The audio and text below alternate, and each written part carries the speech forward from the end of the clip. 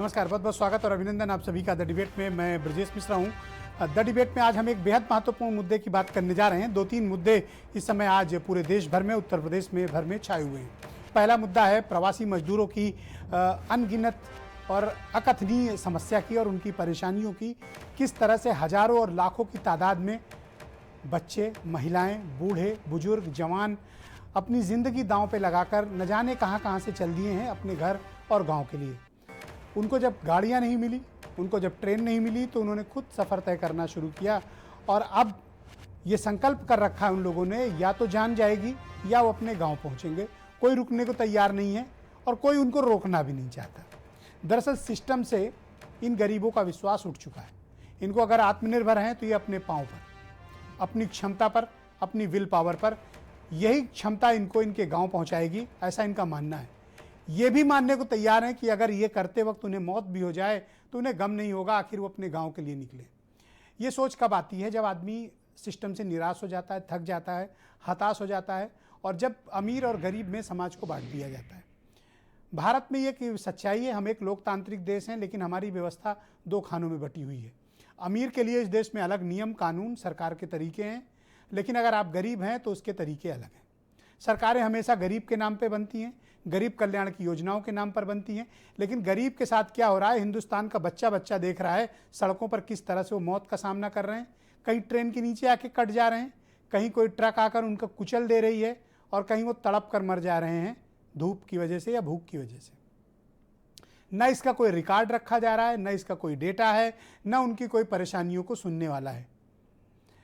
पिछले 2-3 दिनों से जिस तरह के वीडियोस वायरल हो रहे हैं, तस्वीरें वायरल हो रही हैं, वो एक कहानी ज़रूर सुनाते हैं। मैं फिर कह रहा हूं कि इतिहास जब लिखा जाएगा तो इस त्रासदी के बारे में बड़ा विस्तार से लिखा जाएगा कि इस देश में गरीबों के साथ कितना भेदभाव होता है। गरीब अब एक समुदाय हो गया है, एक ऐसा समुदाय जिसको आप चुनाव आने पर बरगला के अपने पक्ष में वोट ले सकते हैं। बाकी टाइम उसके नाम पर हुकूमत करिए और सर्वाधिक उसको दुत्कारते रहिए। ये हुआ गरीब। अब हम दूसरे मुद्दे पर आते हैं कि इन दिनों आप पिछले 4-5 दिन से देख रहे होंगे कि कोरोना की लड़ाई पीछे छूट गई है। कोरोना की बात अब कोई करना नहीं चाहता, विशेष तौर पर सरकारें। ये कोरोना पहले से ज़्यादा घातक रूप में बढ़ रहा है। अगर आपको कोई दूसरी जानकारी दे रहा है तो आपको गुमराह कर रहा है। कोरोना भारत में फैल रहा है, ठीक से फैल रहा है और नुकसानदायक तरीके से बढ़ रहा है। और उम्मीद करिए कि अगले 2 से 2 दिनों के भीतर आप चीन से आगे निकल चुके होंगे संक्रमण के मामले में। अब आपका मुकाबला या तो यूरोप से होगा या दुनिया के 10 उन प्रभावित मुल्कों से जहां पर कोरोना वायरस की तबाही आई है। लॉकडाउन में 45 दिन तो हमने ठीक से गुजारे, उसके बाद हमें पता नहीं क्या हुआ कि सरकारों ने सब कुछ खोल दिया। इन दिनों आप देख रहे होंगे मार्केट में सब कुछ ओपन है, खुला हुआ है, जबकि कोरोना खतरनाक तरीके से बढ़ रहा है। उत्तर प्रदेश में ये हालात हैं कि यहाँ मरने के कई दिनों बाद पता चलता है कि फला को कोरोना था। क्या हम कोई गंभीर लड़ाई कोरोना के बारे में जो कर रहे थे उसको हमने पीछे छोड़ दिया है? अब हर कोई अर्थव्यवस्था की बात कर रहा है। कल तक जो लोग कोरोना के एक्सपर्ट थे, आज वो इकोनॉमी पे बात कर रहे हैं, वो एमएसएमई पर बात करना चाहते हैं, वो अर्थव्यवस्था पर बात करना चाहते हैं। लेकिन मैं पहले दिन से इस बात को लेकर संकल्पित हूँ कि अर्थव्यवस्था को हम कभी भी फिक्स कर सकते हैं, हम अपने बाजार को कभी भी ठीक कर सकते हैं, लेकिन अगर किसी एक व्यक्ति की भी जान चली गई तो उसकी कोई भरपाई नहीं है। आप पैसा देकर, कोई मुआवजा देकर किसी की ज़िंदगी खरीद नहीं सकते हैं।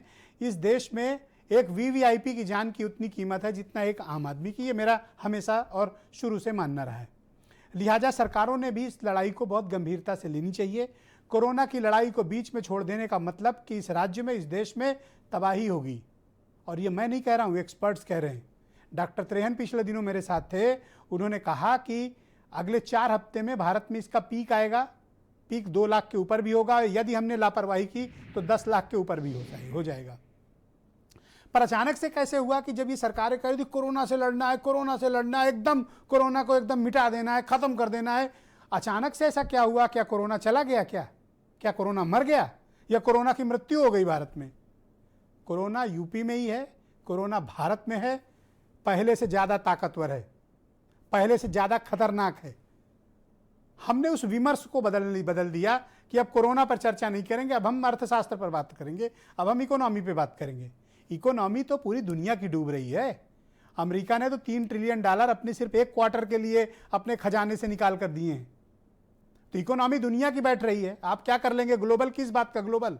आपके पास क्या चीज है ग्लोबल है? आप अपने घरों पे उठाकर देखें, 90% सामान आपके घरों में जो मौजूद है वो विदेशी है। आप जो टेलीविजन देख रहे हैं ये भी विदेशी है। आपके पास क्या बनता है? आप क्या बनाते हैं? बहुत महत्वपूर्ण मसले हैं, इन पर बात होनी चाहिए।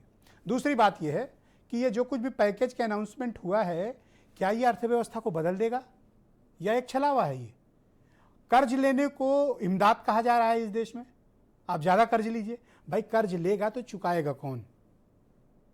अगर कर्ज लेकर कोई सैलरी बांट देगा, कोई बिजली का बिल भर देगा, कोई बकाया चुका देगा, तो धंधा कैसे चलेगा? सरकारों ने प्रयास ये करना है कि धंधा कैसे चले। स्मार्ट लॉकडाउन क्या होता है, लॉकडाउन एग्जिट पॉलिसी क्या होती है, दुनिया के दूसरे मुल्कों से हमें क्या सीखना है, जो लॉकडाउन से बाहर आए उन्होंने क्या तरीके अपनाए। ये जो मैं कुछ बता रहा हूं कोई रॉकेट साइंस थोड़ी ना है, ये गूगल पे मौजूद है, इंटरनेट पे मौजूद है, जाइए और पढ़ लीजिए। अब तो ग्लोबल विलेज की अवधारणा है, हर देश का डेटा स्पष्ट है, हर देश की अर्थव्यवस्था स्पष्ट है, कौन से कंट्री क्या इफर्ट कर रहा है ये स्पष्ट है। आप जाइए, भारत के अनुकूल क्या रणनीति हो सकती है वो रणनीति अडॉप्ट करिए। एक लॉकडाउन की कंप्लीट वृहद कार्य योजना पर हमें काम करना होगा, यह अंतिम सत्य है। लॉकडाउन से बाहर आने के 2-3 चीजें हैं और ये चीजें बड़ी स्पष्ट हैं।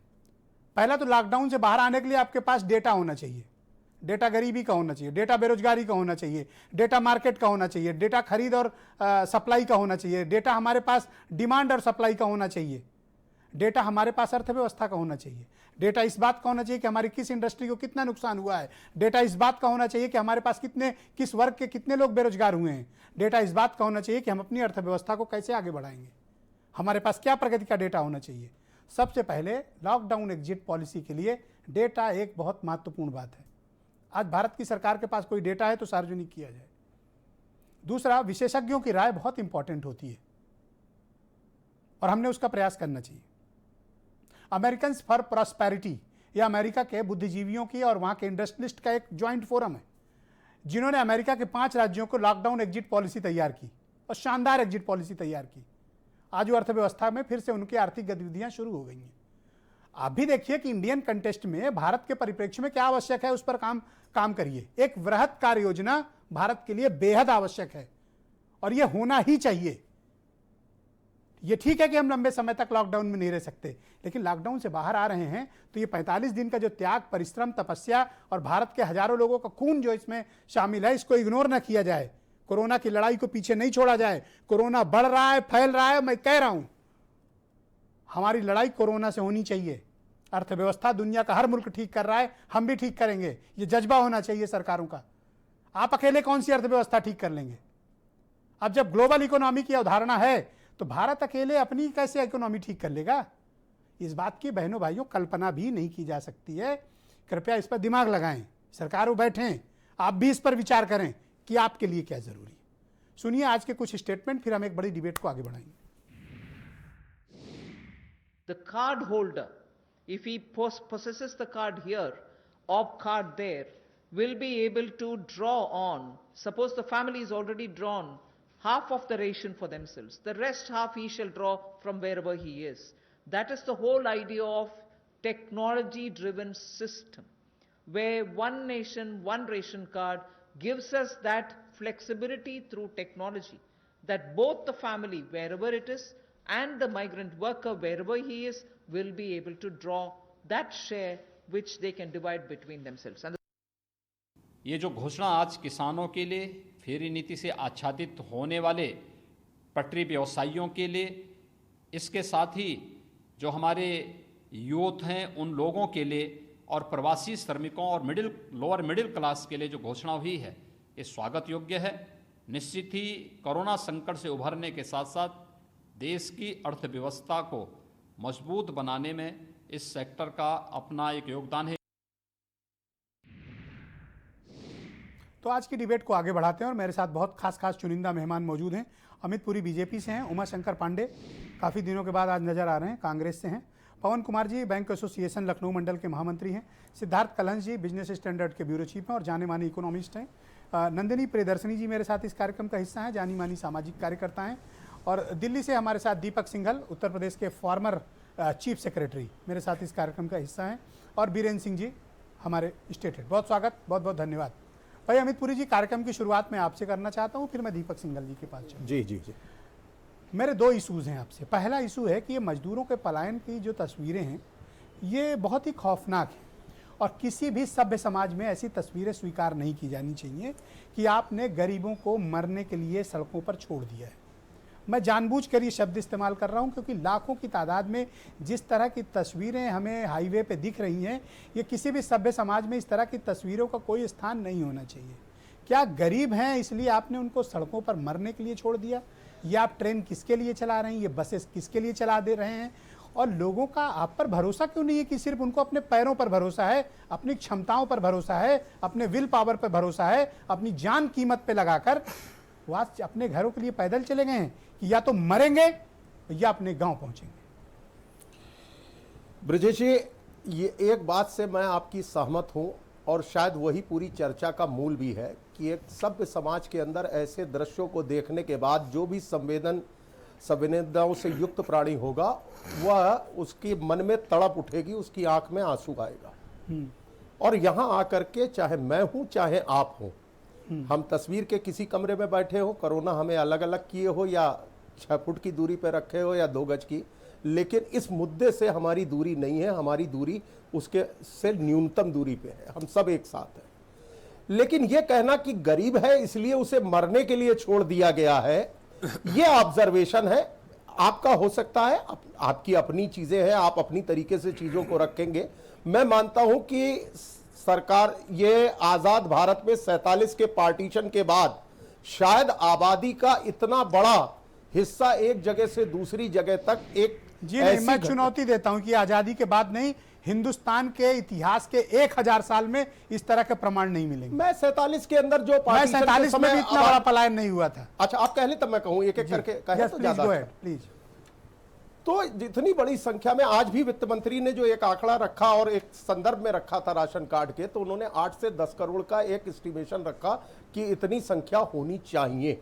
तो इसका मतलब है कि लगभग इतनी आबादी एक जगह से दूसरी जगह जा रही है। सरकार ने ट्रेनें भी चलाई, बसें भी, यूपीआरएसटीसी में आप जानते हैं राजशेखर यहाँ एमडी डीएम रहे हैं, आजकल एमडी हैं, उन्होंने एग्जिट पॉलिसी के तहत बसों को ऑपरेट करने के स्टैंडर्ड ऑपरेटिंग प्रोसीजर्स क्या होंगे और वो करना शुरू किया। यूपी की गवर्नमेंट तो प्रोएक्टिव होकर इससे पहले से ला रही थी, लेकिन ये सारी प्रोएक्टिविटी के बाद भी अगर एक भी गठरी सिर पर रखे हुए मजदूर अपनी गर्भवती स्त्री के साथ सड़क पे चलता है और कहीं कोई रोड एक्सीडेंट हो जाए कोरोना कालखंड में, तो आप शर्मिंदा महसूस होते हैं? बिल्कुल बिल्कुल, हर आदमी शर्मिंदा महसूस करेगा। और इसमें सत्ता पक्ष या विपक्ष के तमगे से अगर कोई अपने को बांधकर मेडल लेना चाहता है तो कम से कम मैं मानता हूं कि नीरज ने जो कहा था वो सही था कि आदमी को आदमी बनाने के लिए शीशे वाला नहीं, आंखों वाला पानी चाहिए, वो आंखों वाला पानी होना चाहिए। लेकिन गरीब है इसलिए मरने को छोड़ दिया ऐसा नहीं है। जिन स्टेट से आ रहे हैं, आज भी बनारस के अंदर कंटेनर में आ रहे थे महाराष्ट्र से, लोकल पुलिस ने चेक किया, मोरंग के और बाकी सारी ट्रकों के अंदर कंटेनर्स में लोग बैठ बैठ के अंदर भी आ रहे हैं, बाहर भी आ रहे हैं। आपने ये कभी नहीं सोचा कि आपके एक फैसले ने किस तरह से गरीब की जिंदगी को नरक बना दिया है? कभी आपके मन में ये विचार आया? कभी आपने सोचा किसी वक्त कि एक फैसले ने किस तरह लोगों की जिंदगी को बर्बाद कर दिया, अगर नरक समान कर दिया लोगों? जी, एक फैसले से अगर आपका तात्पर्य यह है कि मैं आपकी बहसों को सुनता रहता हूं, शामिल तो कम होता हूं लेकिन सुनता ज्यादा हूं एक दर्शक के नाते। अगर आपका मानना है कि लॉकडाउन एब्रप्टली घोषित किया गया और लॉकडाउन से बाहर निकलना एब्रप्ट किया गया, तो मैं आपसे इस बात से डिफर करता हूं। लॉकडाउन लगाना उस समय मैं जरूरी स्ट्रांगली आपसे डिफर करता हूं। बिल्कुल, you have your own right, I mind. अभी आपने तो मैं किसी भी फोरम पर इस पर घंटों बहस के लिए तैयार हूं। एक पंक्ति कह दूं, फिर आप अगले सवाल जिससे भी करना चाहें। आपने अभी एक चर्चा की कि साहब अमेरिका की इकोनॉमी बहुत अच्छी तरीके से कैटर हो रही है। एक वॉशिंगटन पोस्ट की रिपोर्ट मैं अपने टैब पे लिए बैठा हूं, एक वॉशिंगटन पोस्ट ने छापी थी। आप अपने मन की बात मेरे हवाले से मत कहिए। मैंने नहीं कहा कि अमेरिका की इकोनॉमी अच्छी कर रही है। मैंने उनके 5 राज्यों का जिक्र किया। 6.8 का डिक्लाइन जीडीपी में चाइना के अंदर है। मिस्टर पुरी, गलत कोट मत करिए। मैंने ये नहीं कहा कि अमेरिका की इकोनॉमी बहुत अच्छी चल रही है। मैंने लॉकडाउन एग्जिट पॉलिसी बताई आपको। और चाइना की जीडीपी 6.8% गिरी है, ऐसा नहीं है। अपनी नहीं बता रहे हैं कितनी गिरी है। हमारी भी गिरी है। क्या है डेटा दीजिए ना। हमारी भी गिरी है। इस पैनल में बैठा एक आदमी दावे से कह दे कि भारत सरकार ने यह डेटा जारी किया है, बताओ अरे, कोई डेटा कल जारी तक किया भारत तो। सरकार के डेटा जो ओके, all right, खिलाफ मैं आते दीपक थे, सिंघल जी के पास उनको चलता हूं। बड़ा Just wait. रामायण मान करके लोग वाचन Just करते wait, थे। just wait. आज डाटा भारत सरकार के पास नहीं है। तो कल दीजिए एक ना। डाटा लीक हो जाता था, लोग लाइए, उसको most बड़ा welcome. ऑथेंटिक डाटा मानते थे। मिस्टर पुरी, आप बहुत सिंसियर हैं, मैं आपकी बड़ी इज्जत करता हूं। अगर नहीं, आपके नहीं। पास कोई डेटा है मेरे दोस्त, तो हाँ, मैं बिल्कुल गूगल करने शेयर का करेंगे। टाइम देता हूं, तब बिल्कुल तक और शेयर मेहमानों से करेंगे। बात आप करता issue wise हूं। आइएगा, आप मैं हर बिंदास issue के डेटा ऊपर सामने डाटा रख शेयर देना करूंगा। और हम सबको गलत साबित अगर कर देना। कोविड के स्प्रेड और कोविड All को right, taken Deepak care of Singhal, करने all का right, डाटा just चाहिए wait. होगा तो वो भी टेकन ऑफ Okay. करूंगा आज ही, अभी इसी डिबेट के All सेकंड right, पार्ट में। हमारे साथ फार्मर चीफ सेक्रेटरी हैं उत्तर प्रदेश के दीपक सिंघल साहब मौजूद हैं। दीपक सिंघल जी, बहुत लंबे समय से किस तरह से अर्थव्यवस्था ठीक किया जाए और कोरोना के साथ जीना कैसे सीखना है, इस कंसेप्ट पे लंबे समय से काम कर रहे हैं। अब आप मुझे बताइए सिंघल साहब कि आपके पास जिस तरह के पैकेजेस का ऐलान किया गया, इनमें से अधिकांश तो ये है कि कर्ज ले लीजिए सरकार से या बैंकों से और फिर उनको कैसे आप चुकाएंगे। पहला तो ये कर्ज बेस्ड राहत पैकेज है, इससे क्या हम इकोनॉमी ठीक कर पाएंगे। दूसरा, 12 करोड़ लोग एस्टिमेटेड है जो बेरोजगार हुए हैं सिर्फ अप्रैल के महीने में। मई का डेटा अभी तक आया नहीं है, जो अनुमान है, जो अभी सिर्फ एक प्राइवेट कंपनियों का आकलन है कि 12 करोड़ लोग बेरोजगार हुए होंगे। ऐसे में ये जो राहत package so call 20 lakh crore का जारी हुआ है, क्या ये अर्थव्यवस्था के लिए कुछ बूस्टर है या सिर्फ ये शब्दों की बाजीगरी है?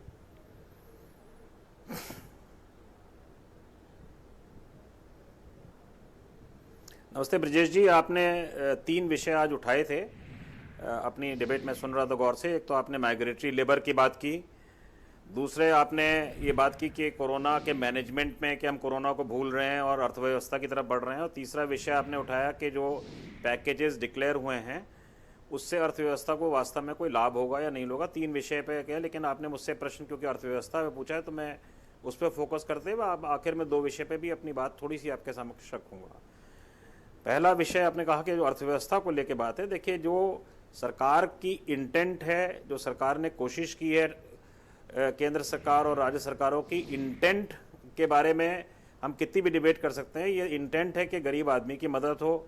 इंटेंट जो है डायरेक्ट डीबीटी जो देने की बात है, ये जो डीबीटी इस समय बहुत काम आई है, इसमें कोई निसंदेह जो डायरेक्ट ट्रांसफ़र सब्सिडी हुई है 1,80,000 करोड़ की, उससे निश्चित रूप से फ़ायदा हुआ है। ऐसा नहीं कि कोई चीज़ फ़ायदा नहीं हुआ है जी। और निश्चित रूप से जो इंटेंट गवर्नमेंट की है कि 3 लाख करोड़ का एसएमई को दिया जाए, ऋण का दे, उससे भी एक सर्कुलेशन ऑफ पैसा बढ़ेगा। लेकिन मैं इस बात के साथ 2-3 चीज़ कहता हूं कि आपकी इंटेंट जो भी है, उस इंटेंट का जो इम्प्लीमेंटेशन है वो सबसे बड़ा चैलेंज है।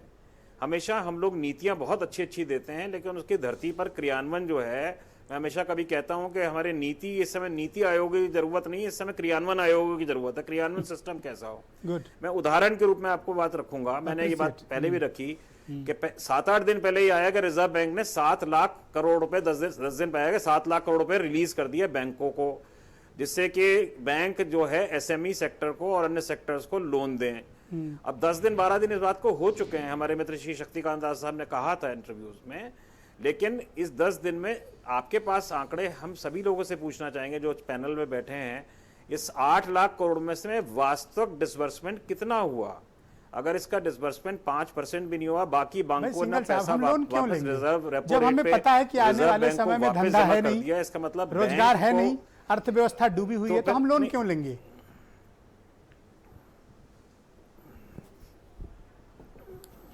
मैं आपसी बात ब्रजेश जी, आप ही की बात को थोड़ा सा इस तरह से कह रहा हूं कि कुछ जिसके 2 कंपोनेंट हैं, सप्लाई साइड ऑफ मनी और डिमांड साइड ऑफ जो प्रोडक्ट होती है। इकोनॉमी में supply of money can be done by the government और कैन बाय बैंकिंग इंस्टीट्यूशन, दोनों से कर सकते हैं। इस जितने पैकेजेस आ रहे हैं इसमें supply side of money banking institution से आ रहे हैं, गवर्नमेंट की तरफ से जो जितना आना चाहिए 20 लाख करोड़ में से, अगर आप उसकी लिस्ट बना लेंगे तो गवर्नमेंट के बजटेड सपोर्टेड उसमें कितना है ये सब लोग आपस में एनालाइज कर सकते हैं। और आपकी बात सही है कि जब तक कि ये हमें अगर लोन पॉइंट ऑफ व्यू से अगर हम इकोनॉमी को चलाएंगे, आज ही के पैकेज में देखिए रेहड़ी पटरी वालों के लिए अगर कहा जाए कि साहब हम 50 लाख रेहड़ी पटरी वाले 10,000 रुपये कर्जा लेके और अपने धंधे को आगे चालू करेंगे, तो आप खुद ही सोच सकते हैं इसमें से 50 लाख में से कितने लाख 10,000 का कर्जा लेके रेहड़ी पटरी चलाएंगे। आज जो आदमी रेहड़ी पटरी लेके भागा हुआ है, जो अपने गांव की तरफ चला गया, वो कहाँ से 10,000 का कर्जा लेगा और कहाँ से वो गरीब आदमी आके शहरों में सब्जी फैले दोबारा करने का काम करेगा? तो हो सकता है हमारी हमारे साथी लोग ही सब योजनाएं बनाते हैं तो उनकी नहीं, इंटेंट पर ये अच्छी हो, नहीं, intent लेकिन जब अच्छी है, पर प्रैक्टिकली आपके धरती पास पे उतरेंगे तो उसका policy इम्पैक्ट क्या implementation होगा पे ये हम कोई तरीके सबको इस पे नहीं है। विचार करना चाहिए। आप लोन प्रणाली क्यों अपना रहे हैं? मैं कहता हूं 10-10 हजार रुपया इन स्ट्रीट वेंडर्स को दीजिए ना। आप ठेला चलाने वाले, सब्जी का बेचने वाले, रिक्शा चलाने वाले, कैब ड्राइवर्स, इनको दीजिए पैसे। आपने, आपके एक फैसले की वजह से इनका धंधा खत्म हुआ है ना, आप जिम्मेदार हैं। उसकी बेचारे की क्या गलती है? आपने डीएमए लागू किया ना, डिजास्टर मैनेजमेंट एक्ट आपने लागू किया है, मुआवजा आपने देना है। उसकी क्या गलती? उसका धंधा मरा, आप उसको मुआवजा दीजिए। आप कर्ज मत दीजिए, कर्ज देके आप कोई एहसान नहीं कर रहे हैं सिंघल साहब।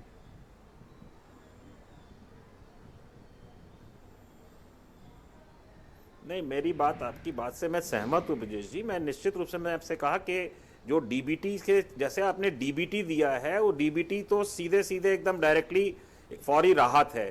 तो जो आदमी इस समय आहत हुआ है उसको फौरी राहत की जरूरत है। करेक्ट, कर्जे की फौरी जरूरत नहीं है राहत उसे। आप कर्जे के रूप में अगर देते हैं तो फौरी राहत की परिभाषा में वो नहीं आ सकता है। डिजास्टर मैनेजमेंट एक्ट में तो फौरी राहत जिसको कहते हैं, डिजास्टर मैनेजमेंट एक्ट में दो तरह के रिस्पॉन्स और मिटिगेशन, ये मिटिगेशन नहीं है। करेक्ट, किसी भी परिभाषा में मिटिगेशन नहीं कहा जा करेक्ट, सकता। वही मैं तो पूछना अगर चाहता कोई था भी कि चीज it's not a हमको mitigation। भविष्य में जो चीज आप आमदनी लोन पैदा disperse करेगी कर या रहे हैं। भविष्य में कोई चीजें करेंगी तो वो तो it is not a mitigation, it is for, यही मैं एक्चुअली सुनना चाह रहा था कि इट्स नॉट ए मिटिगेशन बढ़ेगी। लेकिन आप लोन डिस्पर्स आपको कर ये रहे भी हैं सर। देखना पड़ेगा, अगर आप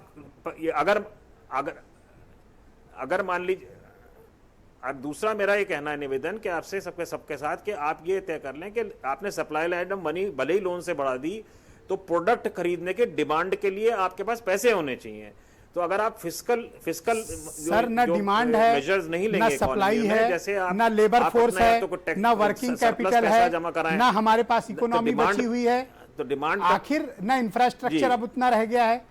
तो जी। जब पूरी साइकिल ही अर्थव्यवस्था की टूटी जी। हुई है, तो एक चीज स्टार्ट करके हम किसी को लोन देके हम अर्थव्यवस्था नहीं शुरू कर सकते हैं। आप कंप्लीट साइकिल जब तक उसकी नहीं पूरी करेंगे ना, तब तक आप कोई अर्थव्यवस्था नहीं। ये बात हमारे जैसे एक सामान्य पत्रकार को समझ में आती है, इकोनॉमिस्ट को क्यों नहीं समझ में आती है?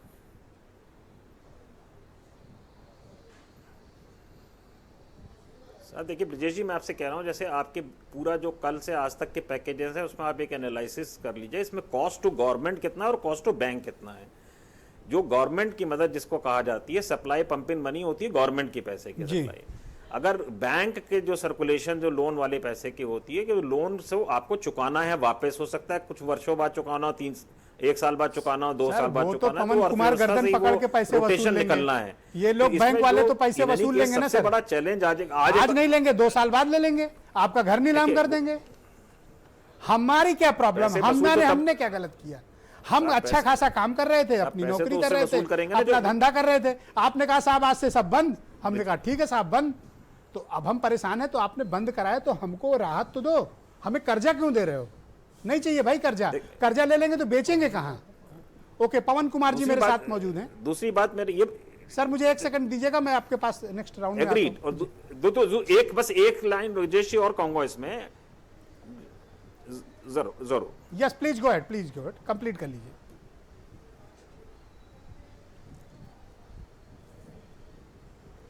मैं आपसे सिर्फ कह रहा था ब्रजेश जी के एक जो वर्ड स्वदेशी जो है, मेक इन इंडिया, स्वदेशी, ये जो वर्ड है ये भी हम लोग को बहुत केयरफुल एग्जामिन करना पड़ेगा। आज प्रेस्टीज कुकर जो इंडिया में बिकता है उसको अगर हम उसको स्वदेशी कहेंगे जो चाइना से बन के आ रहा है, तो उसमें किसी भी चीज के अंदर अगर 80% कंपोनेंट किसी बाहर के विदेश का हो, क्या हम उसको स्वदेशी कहेंगे? तो ये जो लोग इसकी स्वदेशी की definition बात भी कर रहे हैं, आपको करना पड़ेगा। मैं बार-बार इस आप पे अपने आपको बल अपने दे जो रहा लोग हूं स्वदेशी कि के अब झंडा हमें बरदार समय हैं, आ गया है कि चलो उनके घरों में गांव की ओर 90% और सामान चलो विदेशी है। ब्लॉक की ओर। उनके घरों में 90%। जिस फोन से वो ट्वीट करके स्वदेशी स्वदेशी करते हैं वो भी मैं इसलिए आपसे निवेदन अमेरिका कर का रहा या हूं। चाइना का बना हुआ मैं होता तो है। देखिए मैं ब्रजेशी बस अंतिम बात है इस पे कहूंगा। देखिए मैं बहुत इसका पक्षधर हूं और हम लोग मौके पे काम भी कर रहे हैं। भगवान ने चाहा तो 10-5 दिन में अच्छी चीज आपके सामने रखेंगे। इस समय मौका आ गया है, चलो गांव की ओर, और ये रोजगार के एम्प्लॉयमेंट के पोटेंशियल आपको ओके, ब्लॉक पवन लेवल कुमार पे जी, क्रिएट करने बैंकिंग पड़ेंगे, एसोसिएशन जिससे लखनऊ कि ये मंडल लोग के जो वापस जनरल लौटे सेक्रेटरी हैं उनको भाई, रोजगार पवन वहीं जी, मिले। अगर ये जो कुछ तो भी ये राहत चीज आपको पैकेज ब्लॉक दिए लेवल गए पे हैं, 826 ब्लॉक अधिकांश के इसमें बनाना कर्ज के पड़ेगा। रूप में है। क्या बैंकिंग सेक्टर के पास इतना फंड अवेलेबल है कि आप इतनी बड़ी तादाद में एक तो लोन बांट सकें? आपका तंत्र इसके लिए तैयार है? पहला सवाल। और दूसरा क्या वाकई में लोगों का इंटरेस्ट है लोन लेने में, या इस वक्त लोग लोन नहीं लेना चाहते हैं? आप लोग क्या रह के उस सेक्टर के भीतर महसूस कर रहे हैं? देखिए, लिक्विडिटी तो बैंक के पास हमेशा है और रही है। उसका कारण ये है कि पिछले 3 महीने से या 2 महीने से, जी यस प्लीज प्लीज। पिछले 2 महीने से हम किसी भी तरह का लोन नहीं बांट रहे थे, तो लिक्विडिटी तो हमारे पास है, लोन देने के लिए हम तैयार हैं। और 20 लाख करोड़ उसमें से बहुत छोटी सी रकम है। देखिए, भारत में लगभग 70% बैंकिंग पब्लिक सेक्टर के पास है, और पब्लिक सेक्टर के बैंक को सिर्फ वो करना है जो सरकार ने कहना है। हमारी अपनी कोई पॉलिसी तब तक नहीं है जब तक सरकार उस पॉलिसी को चेंज नहीं कर देती। नहीं, भारतीय बैंकिंग सेक्टर की कोई पॉलिसी नहीं है।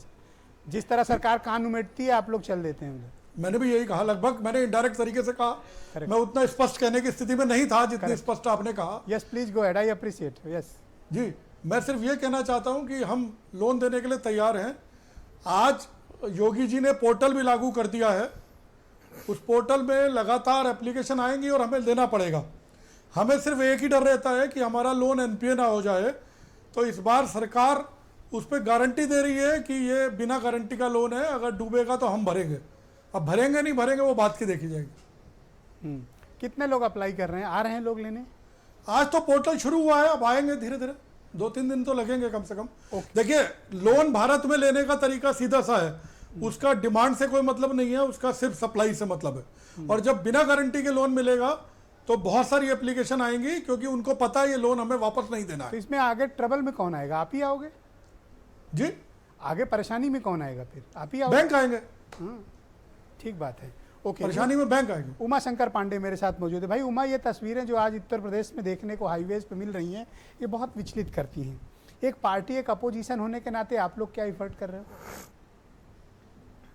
ब्रजेश जी, देखिए, सबसे पहले तो मैं कांग्रेस को बताएं कि कांग्रेस लगातार जितने भी माइग्रेंट लेबरर्स हैं उनके लिए हाईवेज पर खाने की व्यवस्था, रसोई की व्यवस्था, उनको राशन की व्यवस्था हम कर रहे हैं। और इसके लिए हमने बाकायदे हेल्पलाइन नंबर पूरे प्रदेश और पूरे देश में जारी कर रखे हैं, और रोज़ उस पर हज़ारों लोगों का फ़ोन आता है, उनका डिमांड आता है, और हम उसको पूरा करते हैं। 80 लाख से ज़्यादा लोगों को अब तक हम लोगों ने राशन पहुंचाया है। राजस्थान से माइग्रेंट लेबरर्स को लेके 13 ट्रेनें उत्तर प्रदेश में आई। और मैं आपके चैनल के माध्यम से बताना चाहता हूं कि सरकार क्या कर रही है। सरकार ने इन मजदूरों को एक सैंडविच की तरह बना के रखा है। 23 ट्रेनें जो गुजरात से उत्तर प्रदेश आनी है, उसमें वलसाड से, भरूच से और सूरत से, सरकार ने उसको रोक रखा है, क्योंकि वो कांग्रेस पार्टी उन लोगों को लाना चाह रही है, उन लोगों की मदद करना चाह रही है। सूरत के डीएम ने कहा कि चूंकि उत्तर प्रदेश के सरकार ने हमें संस्तुति नहीं दी है, इसलिए हम इनको परमिशन नहीं दे सकते। 19,200 लोग जो कांग्रेस के पोर्टल के थ्रू रजिस्ट्रेशन करा चुके हैं, उत्तर प्रदेश की सरकार उनको नहीं आने दे रही है।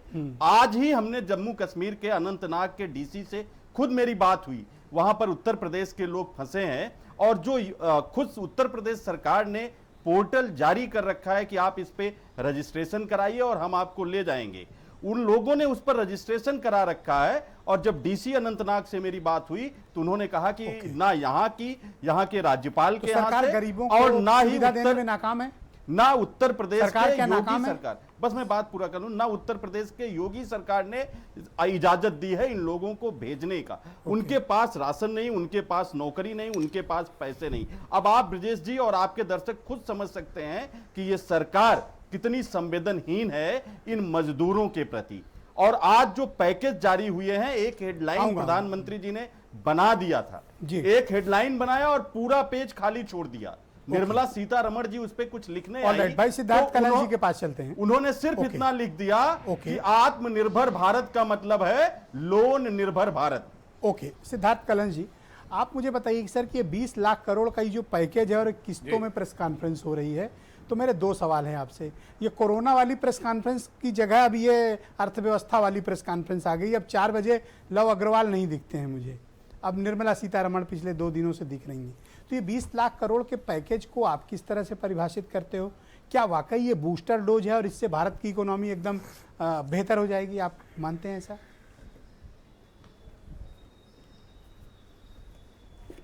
जिस दिन ये 20 लाख करोड़ के पैकेज की घोषणा हुई थी तो निसंदेह मुझे दिमाग में सबसे पहले सवाल आया था जब ये शब्द कहा गया था कि इसमें अब तक के दिए गए सारे पैकेजों की राशि शामिल है। तो मैंने तुरंत एक कैलकुलेशन करना शुरू किया कि आरबीआई का डिक्लेरेशन अब तक कितना हो चुका है। 1,70,000 करोड़ जो गरीब कल्याण को जा चुका है, इसके अलावा म्यूचुअल फंडों के लिए 50,000 करोड़ जा चुका है, 8 लाख करोड़ जो आरबीआई का। लेकिन अगले दिन जैसे जैसे और आज भी इस पैकेज के अलग अलग हिस्सों की जो घोषणा होनी शुरू हुई है, तो अब मुझे ये नज़र आता है कि अब तक करीब 14 लाख करोड़ वो है जो आपने कह दिया ना, लोन निर्भर भारत। ये 14 लाख करोड़ करीब करीब कर्ज के रूप में इसको पैकेज का नाम दिया गया है।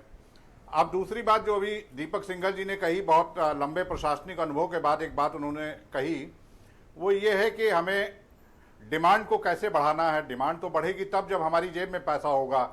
जेब में पैसा होगा जब हम डायरेक्ट ट्रांसफ़र या डायरेक्ट बेनिफिट किसी तरह से शुरू करेंगे।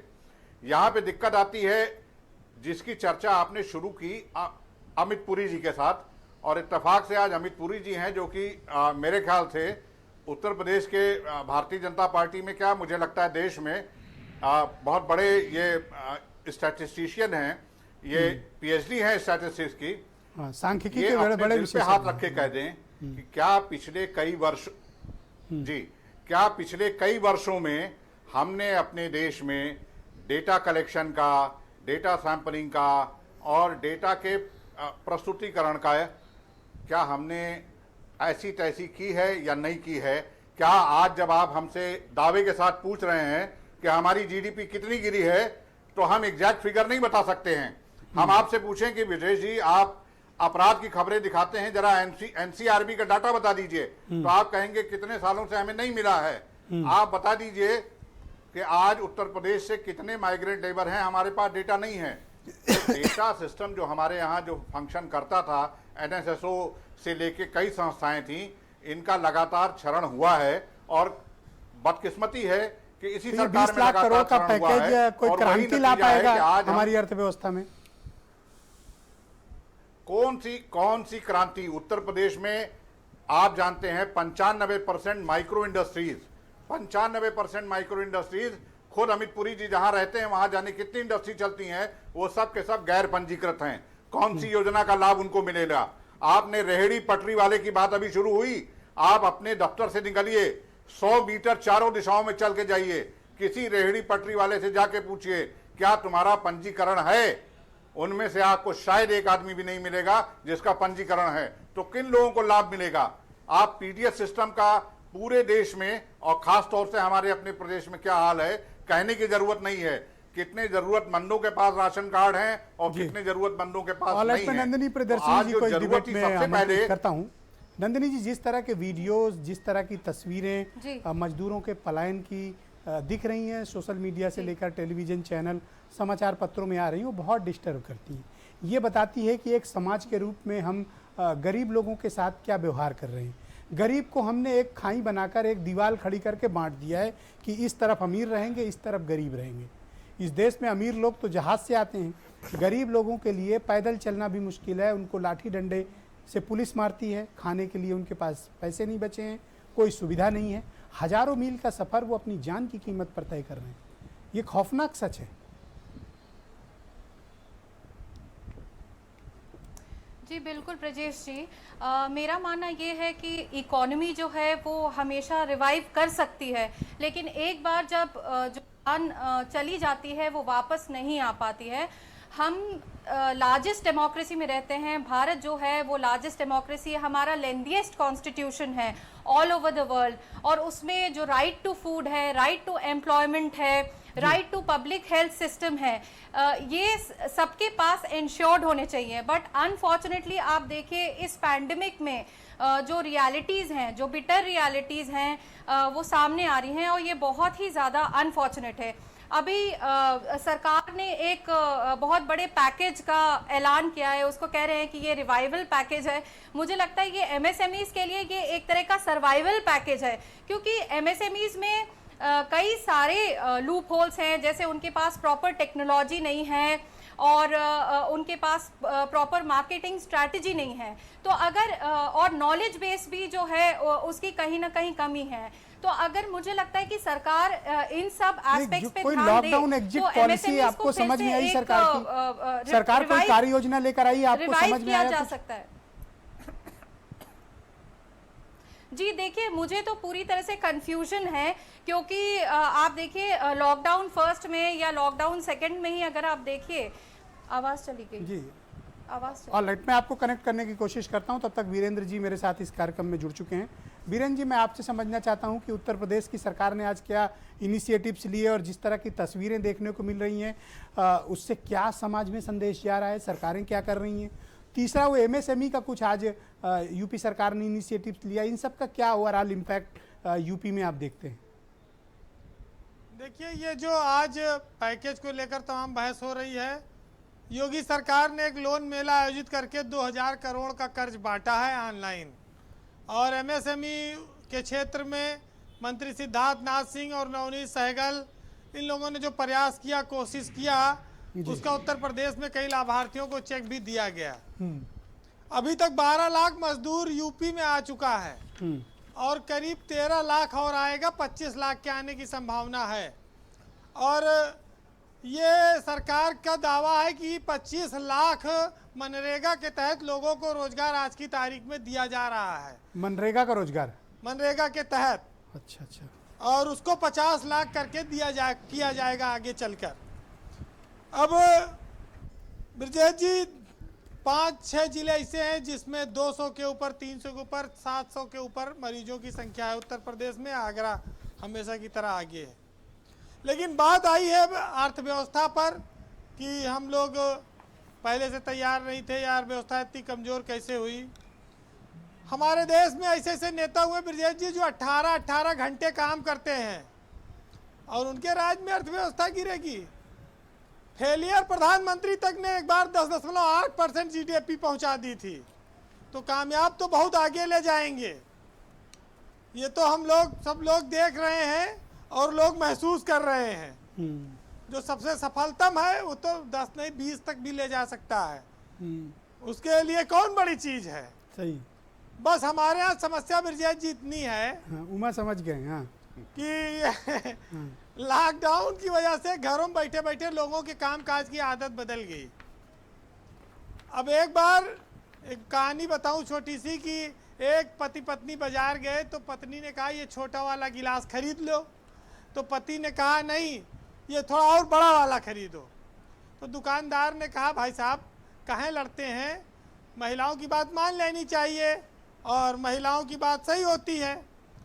तो उस आदमी ने कहा दुकानदार से कि तुम चुप रहो, अपनी अकल न दो, ये गिलास छोटा रहे तो हमारा हाथ नहीं जाएगा, बड़ा रहेगा मांजना तो मुझे है ना, तो बड़ा खरीदेंगे थोड़ी राहत रहेगी। तो इसी तरह से जिसके ऊपर पड़ी हुई है, जो रोड पे टहल रहा है, भूखो है, नंगा है, नौकरी चली गई है, तो कर्ज बांट रहे हैं, सबको कर्ज लेके आ गए, कह रहे कर्ज ले लो। नहीं, कर्ज से पहले ये आया था नोटबंदी, फिर उसके बाद आया जीएसटी, फिर आई महंगाई, अब कोरोना, अब कर्ज। अरे कर्ज लेके घी पीने का इतिहास पुराना रहा है यहाँ के नेताओं का। घी पियो, कंबल ओढ़ के पियो, ये तो हमारे देश में होता ही रहा है बहुत साल से। और जब कोई पूछे तो हम तो भूखे हैं, एकदम ईमानदार हैं, हम तो मर रहे हैं भूख से, और जनता को दूसरा कुछ दिखे। देखिए, ये कुल मिलाकर ये है जी कि हमें बातें उच्च कोट की नहीं करनी है, हमें आचरण और उसी तरह का प्रयास भी करना होगा। ये इतिहास गवाह रहा है कि जिसने आदर्श, अनुशासन, मर्यादा, परिश्रम, ईमानदारी के साथ उच्च कोट का आचरण किया, वही राजनेता इस देश में याद किया गया है, वही जनता का असली हितैषी है। और ये सरकारें दावे करें, अगर 33% लोग भी उस बात को नहीं मानते, देश का 1/3 व्यक्ति के मन में भी अगर ये बात भरोसा ना दिला सके, तो कहीं ना कहीं सरकारें फेल्योर होती हैं। जी कंक्लूड करूंगा 2 लाइनें कह के, लेकिन ये बताइए कि सांसद निधि बंद, विधायक निधि बंद, पेट्रोल के दाम घटा नहीं, पैसा धका आ रहा है, तो जनता को अरे भाई लोन दिए भैया सीधे भत्ता दे दो। और जब बैंक डूब जाएगा, जब बैंक कह रहा है कि हम बिना कोनो कागज के लोन देंगे, बिना गारंटी के लोन लो, तो ऐसे अच्छा सीधे खाता में डाल दो, बैंक तो बर्बाद होने से बच जाएंगे हैं। लेकिन चलिए देखिए 2-4 लाइनें कहूँगा कि भूख से टूट गए कुछ लोग इस महामारी में, और रोजगार छिन गया कितनों का इस बेकारी में, और मजबूरी के बोझ ढोते हुए कुछ पैदल ही निकले ही, और सरकार कहे कि हम कोरोना से लड़ने की है पूरी तैयारी में। जी बहुत बहुत शुक्रिया वीरेंद्र जी, बहुत बहुत धन्यवाद। मैं अमित पुरी जी के पास वापस चलता हूँ। जी अमित जी, मेरा एक आपसे सवाल है। जी क्या कोरोना उत्तर प्रदेश में खत्म हो गया? हाँ हो गया? नहीं, सवाल यही है, बस इतना ही है कि और पूछूंगा, पहले हाँ ना तो बोल दो। जी नहीं, उत्तर प्रदेश में कोरोना खत्म नहीं हुआ, लेकिन कोरोना का अब दूसरा सवाल, कोरोना का स्प्रेड अरे कंट्रोल हुआ है। सुन तो लो। कोरोना का स्प्रेड कंट्रोल मैं हुआ है सुन आज तो भी लूं। टाइम्स ऑफ इंडिया में। मैं सुन तो लूं। हाँ। सुन तो लीजिए, टाइम्स ऑफ इंडिया कोई ब्रह्म वाक्य नहीं लिखा है, नहीं, जरा कोई ब्रह्म वाक्य डेटा ना, हमें एनालिसिस ना कर आप- लीजिए भाई। सवाल तो वर्ल्ड हेल्थ लीजिए। ऑर्गेनाइजेशन को रिपोर्टेड ऐसा क्या डाटा। बेसब्री, मुझे अपने सवाल कर लेने दीजिए। जवाब तो मैं नहीं दूंगा, जवाब तो आप ही दोगे, तो बिल्कुल, सवाल कर बिल्कुल। लेने दो आप। बिल्कुल उत्तर प्रदेश में है ना कोरोना? बिल्कुल है, देश में भी होगा। हाँ है, कोरोना की मृत्यु तो हुई नहीं, नहीं पर हुई। कोरोना की लड़ाई आपने पीछे क्यों छोड़ दी? आइए, बस बस बस, आपने सवाल कर लिया, अब मैं उत्तर हाँ, देना शुरू। जैसे दंगल में हो, बस आप आ जाओ, पटक दूंगा। ना, ऐसा कुछ नहीं है ना, आपकी go तरफ ahead. से बात आई तो दूसरे की हाँ, तरफ नहीं, से नहीं, भी आने बोलिए, देना, बोलिए। यही स्वस्थ संवाद है। आपने कहा लव अग्रवाल साहब मुझे दिखाई नहीं देते। रोज नियमित प्रेस ब्रीफिंग हो रही है गवर्नमेंट ऑफ इंडिया की, जिसमें हेल्थ से लेकर होम तक सारे डिपार्टमेंट्स के लोग हैं, और यहाँ एसीएस लगातार ब्रीफिंग कर रहे हैं। वो अलग बात है कि आज 4 बजे की बजाय उनका 3 बजे समय का हो गया ब्रीफिंग का, इतना ही अंतर पड़ा 1 घंटा पहले, इसमें कोई बहुत बड़ी बात नहीं। कोरोना का स्प्रेड जरूर है, लेकिन कोरोना के अंदर जो रिकवरी का डाटा है वो देश के अंदर भले ही 33% में होगा। यूपी का डाटा सहारनपुर एक के अंदर तो 60% के ऊपर क्रॉस कर गया। आप ठीक हुए लोगों की बात करोगे तो फिर मैं टेस्ट पे आ जाऊंगा। हाँ, टेस्ट भी बढ़ा है, इसलिए बेटर 6,500 टेस्ट हुए, 1 लाख की लिमिट तक पूरे देश में पहुंच गया है मामला। 5,000 टेस्ट प्रतिदिन सिर्फ कर पा रहे हैं। 6,000 के करीब यूपी पहुंच गया। चलो मैं 6,000 भी मान लेता हूँ। हाँ। 23 करोड़ आबादी में 6,000 टेस्ट करोगे और फिर कहोगे कि अमेरिका से मत कंपेयर करो। पता है, अभी आप ही मुझे बता रहे थे ठीक। डिबेट के पहले कि अमेरिका 1 करोड़ टेस्ट कर चुका है। आइए, आप ही ने कहा ना, मैंने तो नहीं कहा। आ रहा हूं। जो रेशियो था टेस्ट के बाद निकलने का कंफर्म केसेस का, लगभग वो रेशियो सेम ही पैटर्न पे आ रहा है। Doubling rate number of days में बढ़ रहा है, यानी जो केसेस डबल होने का पीरियड है वो पीरियड स्पैन बढ़ रहा है। 14 राज्य करीब ऐसे हैं जहां कोरोना की स्थिति से लगभग हम संकट से मुक्त हो चुके। अभी एक चर्चा चल रही थी, आप लोग मनरेगा की चर्चा कर रहे थे, कुछ रेडी वालों की चर्चा चली, जरा 3-4 पॉइंटर्स आए, मैं एक लाइन में सबका उत्तर दे देता थोड़ा हूं। वक्त कम है इसलिए संक्षेप में। लखनऊ की टाउन वेंडिंग कमेटी की स्टेचुरी कमेटी का मैं मेंबर हूं। पहले ही दिन जिस दिन लॉकडाउन शुरू हुआ, नगर आयुक्त के साथ प्रिंसिपल सेक्रेटरी नगर विकास के बैठे मेरे साथ, और यह हम लोगों ने गवर्नमेंट ऑफ इंडिया की पॉलिसी के आधार पर तय किया 1-1 हजार रुपया रेहड़ी पटरी वालों के खाते में डाला जाएगा। उसके सेकंड राउंड में जब चर्चा चली तो यह हुआ जो पंजीकृत नहीं है रेहड़ी पटरी वाले, उनको भी पैसा दिया जाएगा, क्योंकि मुख्यमंत्री का अनाउंसमेंट आया है कि हम उनके लिए भी कमिटेड हैं। जो रजिस्टर्ड स्ट्रीट वेंडर भले ही ना हो फॉर्म के नाम से, लेकिन हम उनको भी देंगे। अब आरबीआई के 8 लाख करोड़ के डिस्पर्समेंट पे आ जाइए, डाटा पे 50,000 करोड़ का डिस्पर्समेंट हो चुका। आरबीआई दैनिक प्रेस ब्रीफिंग में दे रहा है। जो रिवर्स रेपो में बैंक पैसा वापस भेज दे रहे हैं, वो इसलिए भेज रहे हैं कि कई जगह जहां रेड जोन के अंदर इंडस्ट्री है वहां खुलनी नहीं है, कमिटमेंट्स हो गए, लेकिन आज वो कर्जा लेकर के खाली कर्जे की किस्त को चुकाने के लिए कर्जा लेगा। ऐसी स्थिति नहीं है। जहां जहां ग्रीन जोन में आता जा रहा है वहां लेबर है नहीं, आप कौन सी इंडस्ट्री शुरू करोगे? डिमांड का है, मार्केट कहां ओपन है? क्या चीज का? कौन लोन लेके खड़ा हो जाएगा? देखिए, 2 अलग-अलग कंसेप्ट। सुनहरी बातें करना, नहीं, गुलाबी नहीं, आप तस्वीर सवाल प्रस्तुत कर लो तो करना मैं उत्तर दूं। एक अलग विषय है। दर्शकों को भी अच्छा लगेगा सुनना सारी चीजें। देखिए, 2 अलग-अलग बातें। एक, किसी सज्जन ने अभी कहा कि यह कंफ्यूजन है पॉलिसी के अंदर। मैं मानता हूं कि हम फ्यूजन के रास्ते पे चल रहे हैं, कंफ्यूजन के रास्ते पे नहीं चल रहे। हम इन्फ्यूज कर रहे हैं लिक्विडिटी मार्केट के अंदर, डिमांड भी बढ़ रही है, सप्लाई भी बढ़ेगी। आपने कहा स्वदेशी स्वदेशी स्वदेशी, एक बात आपने प्रधानमंत्री के नारे से निकाली। प्रधानमंत्री का कंसेप्ट यह है कि आज जो ब्रांड्स लोकल है उनको धीरे धीरे आप स्टैब्लिश कीजिए। एक दिन में ना रोमन एम्पायर बनी थी, उनको ग्लोबल बनाएंगे। इसके लिए हिंदुस्तान वोकल होकर के आगे बढ़ेगा। तो किसी चीज का उपहास करने से चीजें एक दृष्टि में देखी जा सकती है। तो आप उड़ा रहे हो ना? नहीं, हम उपहास नहीं उड़ा रहे। उपहास आप लोकल का ना, हमने अगर उपहास उड़ाया होता, सुन लीजिए, ठीक, फिर कह रहे थे चाइना से सारी इंडस्ट्री लेके आ रहे हैं, पता नहीं कितनी लेके आए, आप ही जान सुन सकते लीजिए, हो। अमेरिका आपने बेहतर पता होगा। अमेरिका के साथ जो ट्रेड वॉर हुई थी उसमें 2 साल पहले ही मैं चाइना दीपक से सिंघल साहब का रुख करता हूं। 10% चर्चा करूंगा इस विषय पर आपसे। ब्रिजेश जी, एक बात आपसे निवेदन करना चाहता हूं। दीपक सिंघल साहब, ब्रिजेश जी, मेरे दोस्त, मैं दूंगा ब्रिजेश जी, एक मिनट, एक बड़ी इंपॉर्टेंट बात है। ये निर्मला सीतारमण का बजट है 2021 का। लोग कहते हैं बीजेपी मजाक उड़ाती रही मनरेगा की। इस बजट का कोई वैल्यू नहीं मनरेगा की मजाक उड़ाती रही। बीजेपी सरकारों के पिछले 4 साल के मनरेगा के आवंटन रखे, मॉन्यूमेंटल फेल्योर कहते थे आप मनरेगा को।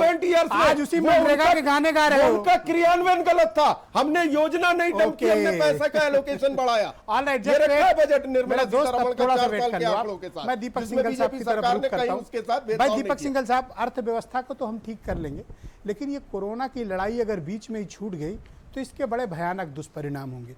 मैं बार बार ये चिंता इसलिए प्रकट कर रहा हूं और ये बता रहा हूं क्योंकि कोरोना से लड़ाई में अगर आपने कंप्रोमाइज कर लिया तो इसका भारत जैसे देश पे, जहां पर बड़ा सीमित हेल्थ इंफ्रास्ट्रक्चर है, बहुत गंभीर परिणाम भुगतने पड़ेंगे।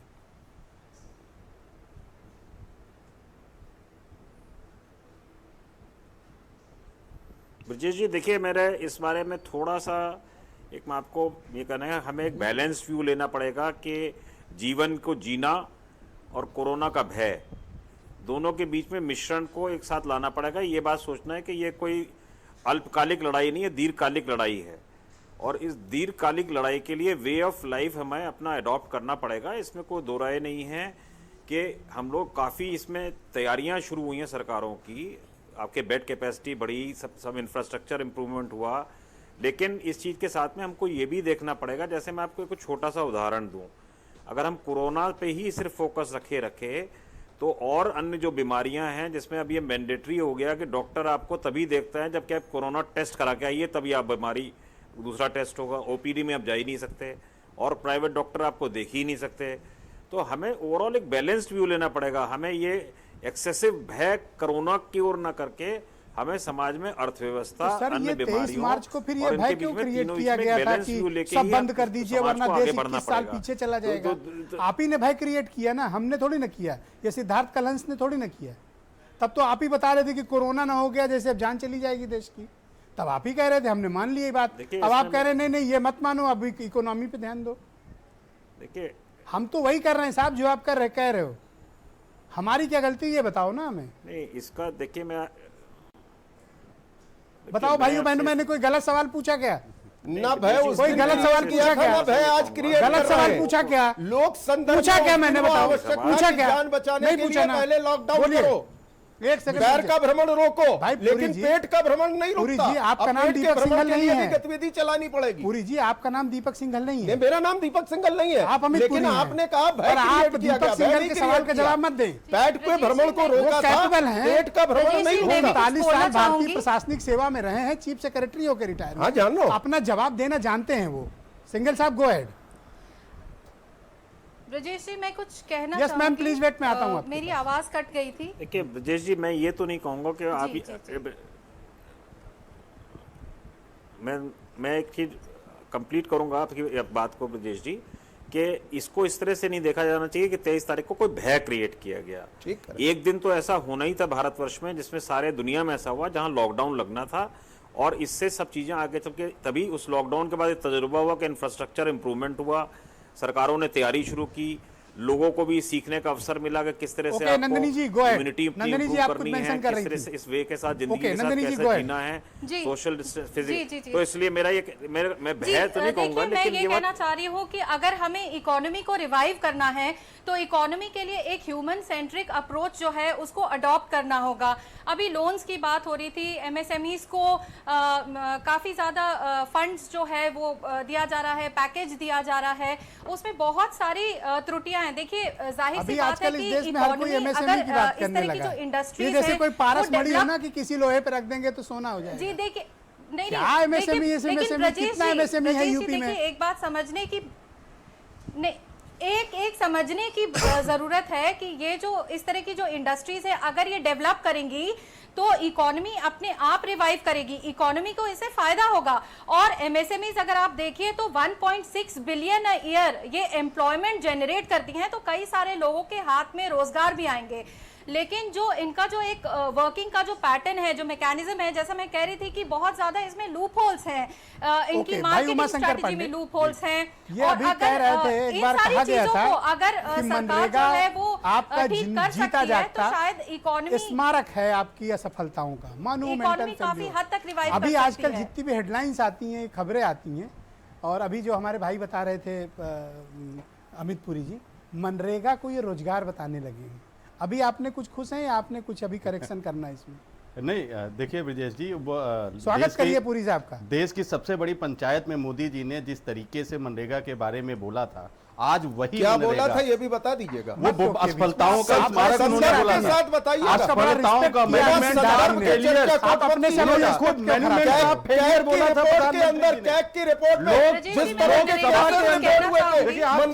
करप्शन के आप चिल्लाइए नहीं। साथ आपको पसंद था, यूपी की गवर्नमेंट ने भी मेरे पास वक्त कम है, मैं चाहता हूं पुरी जी मायावती की सरकार में भी मामले लोगों के हाथ करप्शन के इसीलिए आज वही मनरेगा, आज वही मनरेगा देश के गरीबों के काम आ रही है। ये आप कह रहे हैं तो आप कांग्रेस पार्टी को धन्यवाद दीजिए। हमारी जितनी योजनाएं थी आज वही गरीबों के काम आ रही हैं, चाहे वो मनरेगा हो, चाहे हमारा खाद्य सुरक्षा एक्ट था, ये भी आप उसी राशन के उसी के माध्यम से आप दोनों को 63 करोड़ की आबादी को 63 करोड़ की आबादी को आपको छोटे से दायरे में हमने उसको प्रोडक्ट किया। अरे भाई हो गया, 63 करोड़ की आबादी लोन लेने नहीं आ रहा आप दोनों लोग अरे आप लोन लेने जो आते थे खुद बोला है, उनके लोन तो नीरव मोदी का अमित पुरी जी, अमित पुरी जी, सरकार आप लोग शांत होइए, शांत होइए। Okay okay Uma Shankar ji, thank you. Just wait, okay. हाँ बिल्कुल वहीं से निकला, मनरेगा नहीं बचा पाए। आप दोनों आवाज बंद कर दूंगा। इटली नहीं बचा शांत पाए, होइए, सोनिया जी और कांग्रेस नहीं बचा पाए, शांत होइए, शांत होइए, कूल डाउन। इटली नहीं बचा पाए, कूल डाउन, कूल डाउन। बिल्कुल इटली की बात यही है। आप ऐसे तो नहीं नेहरू गांधी के उमा शंकर जब ये हार नहीं माने तो आवाज बंद कर दो दोनों की, ये मानने वाले लोग नहीं है। ओके भाई पवन कुमार जी, मैं आपसे समझना चाहता हूं, मुझे एक बात बताइए कि क्या ये लोन लेने से आप ये मानते हैं कि हमारी अर्थव्यवस्था बेहतर हो जाएगी, अर्थव्यवस्था हमारी उच्चीकृत हो जाएगी, लोगों को काम धंधा रोजगार मिल जाएगा? एक चीज मैं उससे पहले एक चीज मैं याद दिलाना चाहता हूँ। उमा शंकर शांत हो जाओ, शांत हो जाओ। जो है आप इस नकली जनेऊधारी का अरे हो गया भाई, हो गया बस। डिप्रेशन दिखा रहा है, दिखा रहा है। अरे अरे अरे हम क्या हो गया? पे योजना क्या हो गया? नहीं रोकते। अरे क्या हो गया? आपने पीएम को अरे शांत हो जाइए ना। अरे अमित पुरी जी, बिहारी वाजपेयी के आप तो पढ़े लिखे आदमी हैं, आप कैसे इतिहास कंटिन्यूटी चलती है। ठीक, इन दोनों की आवाजें बंद कर दी जाए। बोलिए पवन जी, बोलिए आप। नहीं कर पाया। पवन जी गो अहेड। इतिहास ने ओके, शांत। गलती को आज तक माफ नहीं भाई किया। मुझे मजबूर मत करिए कि मैं आप लोग की आवाज बंद करूं। ओके यस पवन जी गो अहेड। जी, मैं सबसे पहले तो मैं ये कहना चाहूंगा कि अभी पुरी साहब कह रहे थे कि डबलिंग रेट हमारा कब हुआ, किसका? कोरोना का। कोरोना का। जी, नंबर ऑफ डेज बढ़े, नंबर ऑफ डेज बढ़े, घट गए, रोज घट रहे हैं, नंबर आप का डाटा है श्रीमान जी। नहीं क्या करोगे? कह दीजिए कि डाटा नहीं क्या करोगे? उनका को नहीं आता, किसी को बोलने नहीं दोगे। इससे जानते हैं क्या है, आप ही के बारे में गलत राय बनती है। नहीं, गलत ज्ञान परोसा जाए उसे चरणामृत। एक मिनट सुन तो लो ना, दूसरा कोई क्या कह रहा है। उसे चरणामृत नहीं, दूसरा कोई कह रहा है, सुन तो लो ना। प्रॉब्लम यही है आपकी। बोलिए भाई पवन जी।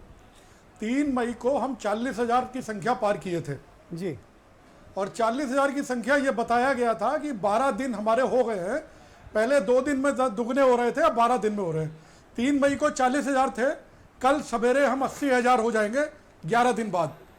तो डबलिंग रेट हमारा नंबर ऑफ डेज बढ़ा या कम हुआ, ये सोचने का विषय है। दूसरी चीज मैं एक चीज कहना चाहूंगा, इसमें कोई शक नहीं है कि जब भी डिमांड के हिसाब से लोन मार्केट में दिया जाएगा, वो हमेशा रोजगार को बढ़ाएगा, जीडीपी को बढ़ाएगा। लेकिन समस्या यह है कि हमें सही समय चुनना पड़ेगा। हमें बताया गया था साइंटिस्ट ने दुनिया भर की स्टडी के बाद कि 49 डेज में कोरोना का ग्राफ नीचे आने लगता है। हम 50 दिन होने जा रहे हैं, हमारा ग्राफ अभी ऊपर बढ़ेगा। अभी तो अगले 4 हफ्ते बहुत भयानक हैं आपके लिए। तो क्या ये सही समय है? और जब हम लोन दे रहे हैं तो उसके साथ हमें मार्केट खुला हुआ भी नजर आना भाई सिद्धार्थ जी, जो कि कहीं नजर सिद्धार्थ नहीं आ रहा। कलन जी, फाइनल कमेंट, ये अर्थव्यवस्था की क्रांति लाएगा ये बजट, ये पैकेज? आप direct cash Nandini ji please wait, मेरे पास टाइम खत्म है। हाथ में इन दोनों ने लड़के टाइम खराब कर दिया। राहुल जी वही ये सिद्धार्थ जी कर रहे go हैं ahead। ब्रजेश जी, हमें नहीं लगता कि ये सही समय है सिद्धार्थ जी go ahead। एसएमएसी को इतना बड़ा पैकेज देने का। कुछ समय बाद दिया जाता अरे तो तो मैंने शायद आज ज्यादा ब्रेक अच्छा भी नहीं लिया, कृपया सहयोग करें। हाँ बोले सिद्धार्थ जी। भाई मैं देखिए ब्रजेश जी, बहुत सारे लोगों ने अपने अपने डेटा दिए। अमित जी ने उन तमाम सारे डेटा को कहा कि साहब भ्रामक डेटा दिया जा रहा है। एक डेटा ब्रजेश जी आपके मोबाइल में अभी इसी वक्त मौजूद है। कल दिन बुधवार को उत्तर प्रदेश में कोरोना से 2 मौतें हुई थीं। ये डेटा आपके मोबाइल में अभी मौजूद है जी। और कल की तारीख में उत्तर प्रदेश की सड़कों पर बाहर से लौट रहे अपने घरों को 18 मजदूर कुचल कर मर गए। ये डेटा आपके पास मौजूद है। इस डेटा की सत्यता पर कोई सवाल नहीं खड़ा कर सकता। आज अभी तक शाम के 7 बजे तक कोरोना से 1 मौत रिपोर्ट हुई है और कुचल कर मार दिए गए हैं 7 मजदूर जो बाहर से लौट बहुत रहे बड़ी थे। बात कह दी। इस डेटा पर कोई बहुत सवाल बड़ी नहीं खड़ा कर बहुत सकता ही है। भावुक बात कही आपने, बहुत भावुक बात कही जी। 9 गुना कल, 6 गुना आज। ये मजदूर कोरोना से नहीं, ये कुचल कर मारे जा रहे हैं। इस डेटा की सत्यता पर भी क्या कोई सवाल खड़ा करेंगे मान्यवर? दूसरी बात, आपने कहा अर्थव्यवस्था को, तो पवन जी ने बिल्कुल लेमैन लैंग्वेज ने बड़ी साफ बात कह दी। सही समय पर कर्ज दोगे, प्रोडक्शन बढ़ेगा, डिमांड बाजार में होगी तो वो कर्ज सुखदायक, प्रोडक्टिव होगा। और अगर वही कर्ज दिया जाएगा और बाजार में मांग नहीं रहेगी तो वही कर्ज जाकर बैड लोन में कन्वर्ट हो जाएगा। बहुत बहुत शुक्रिया। और आज की स्थिति बैड लोन में कन्वर्ट करने वाली है, प्रोडक्टिव कन्वर्ट करने वाली नहीं है। Thank you so much. आप सबका बहुत बहुत शुक्रिया और आप सबका भी बहुत बहुत धन्यवाद इस कार्यक्रम को देखने के लिए। कोरोना वायरस का संक्रमण लगातार बढ़ रहा है। आप किसी बहकावे में मत आएं, किसी भुलावे में मत आएं, अपने आसपास सतर्कता बरतें। बहुत ही आवश्यक हो तभी बहुत प्रोटेक्शन के साथ अपने घरों से निकलें। मास्क का इस्तेमाल करें, हाथ लगातार धोते रहें, फिजिकल और सोशल डिस्टेंसिंग का आप पालन करते रहिए। किसी के बहकावे या भुलावे में मत आइए। अभी कोरोना का पीक भारत में आना बाकी है। अगले 4 हफ्ते हमारे लिए बहुत ज़रूरी हैं। डरिए मत, लेकिन घर पर रहिए। बहुत बहुत शुक्रिया, धन्यवाद, थैंक यू।